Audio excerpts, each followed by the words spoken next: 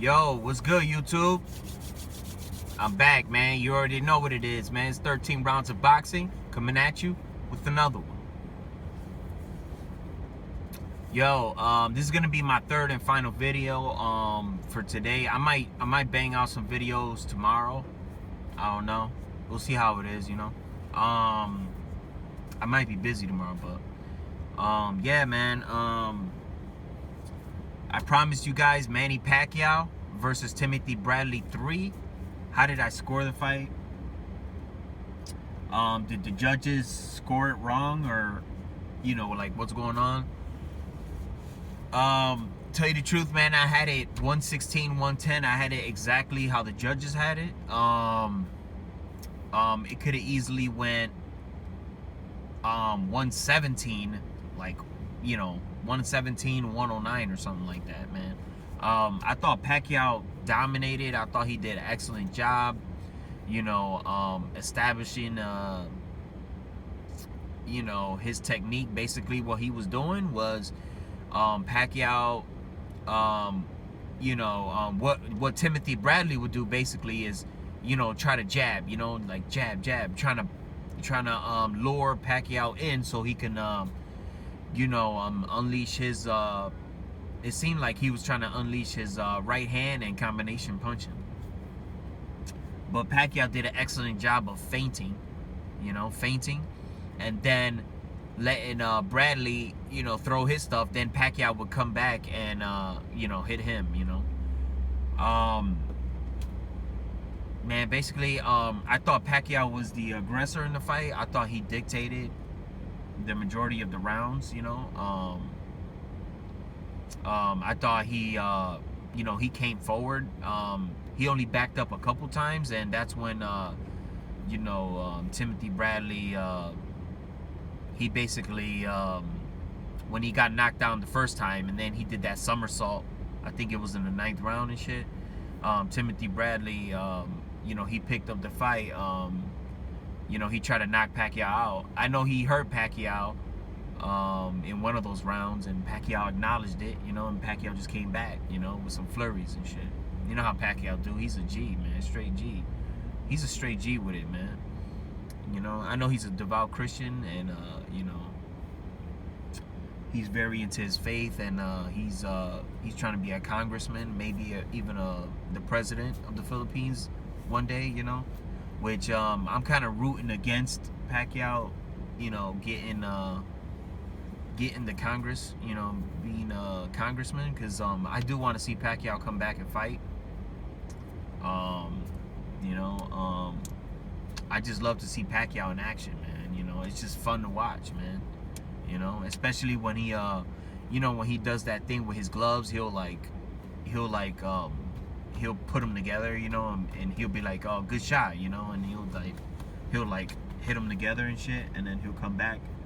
You know, I like that angry Manny. You know what I'm saying? Yeah, man. I just thought this was more convincing than Pacquiao 1 and Pacquiao 2. I think this was way more convincing. You know, and it's shocking because Pacquiao showed a lot of power, you know, in this fight, you know, especially with that left hand. He showed mad pop, you know, and it's very surprising, you know. It's funny because Bradley said, you know, that Max Kellerman said, you know, what happened here, you know, and he was showing him the knockdowns and shit.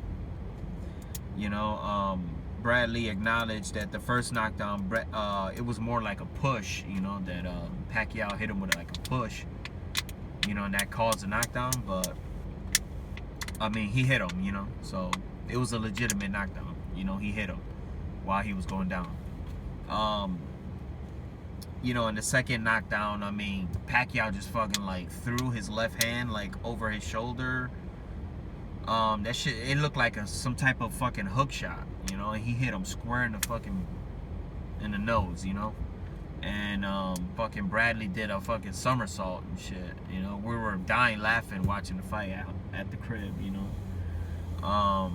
You know, excited, thought Pacquiao was gonna knock him out, but you know, Bradley's a G, man. I have so much respect for Bradley. He's still one of the best welterweights in the division. I don't give a fuck what anybody say. You know, he's definitely top 7, top 5 probably. You know, yeah, man. Yeah, Max Kellerman said, you know, he told Bradley what happened in the 9th round. You know, when you got hurt, he said honestly, he doesn't even remember. And to me, that's a sign of, you know, punishment. You know, a lot of punishment. He's taken a lot of fucking punishment. I mean, you look at that Jesse Vargas almost knocked him the fuck out, you know, in the 12th round when they fought, you know, and he was fucking hurt, man. He was hurt bad, you know.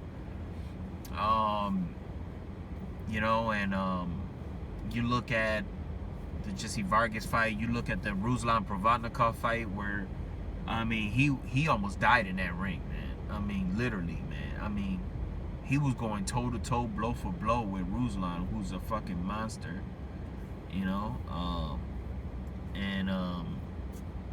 You know, I mean, he had to be, I think he went to the hospital right after the fight, you know. You know, Diego Chavez, that was a close fight. I mean, he's had some brutal fights. I mean, the 3 fights with Pacquiao, you know, it's just brutal, man. You know, after a while, you know, you gotta know when to call it fucking quits, you know. You know, you gotta know when to call it quits, you know. And I just think that you know, maybe it's his time, you know, or maybe he definitely shouldn't fight Pacquiao no more, you know what I'm saying? You know, maybe, you know, he needs to do something, you know. Maybe he can fight, let's see, let's use in the welterweight division. Maybe he can fight the winner of Thurman Porter. I'm talking about Bradley here. Maybe he could fight the winner of Thurman Porter. Maybe he could fight, let's see, Thurman Porter. Maybe he could fight the loser, maybe, of Canelo Khan. Maybe Amir Khan, he can fight him if once Khan gets knocked the fuck out. Maybe he can fight Khan. I know that they're trying to make. I know Errol Spence has a mandatory with some fucking guy there. He's a pretty good boxer, I guess. He has a mandatory shot with him, so Errol Spence would be tied up, you know. Yeah, man. Also, Errol Spence was really impressive. He really impressed me. You know, knocking out. Well, it was a technical knockout, but damn, if that referee would have let Chris Algeri continue, he probably would have knocked fucking Errol Spence. I mean, Errol Spence would have probably knocked Chris Algeri the fuck out. You know. Yeah, man. Timothy Bradley. You know, there's a couple guys he could fight. You know, he could fight the winner of Thurman Porter. You know, he could fight. Shit, man. He could fight a lot of people in that welterweight division. He could get that rematch. That's the one I want to see. I want to see Timothy Bradley versus Jesse Vargas too. You know, I would love to see that rematch. You know, even though I think Bradley schools him, I would love to see that rematch though. You know, yeah, man. So, you know, there's tons of fights out there. Errol Spence versus Kell Brook, I know is going to be coming up once Errol Spence gets rid of this mandatory, you know, that he has. So I'm definitely excited for that. I hope Kell Brook, does not duck Errol Spence. I know that his promoter Eddie Hearn said that that he wants to see Errol Spence. That Eddie Hearn wants Kell Brook to unify, and Kell Brook said in his recent fight with Kevin Bizier that he wants to unify 147, and he called out Danny. He called out Danny Garcia. You know, another guy that is out there. I mean, welterweight is so deep right now, man. It's just crazy. You know, so yeah, man. There's tons of fights out there. You know, I would love to see all these fighters fight each other to see who's the best in the welterweight division. You know, I know Pac-Man is about to leave, so all right, y'all. I'll holler at y'all probably next week. Deuces.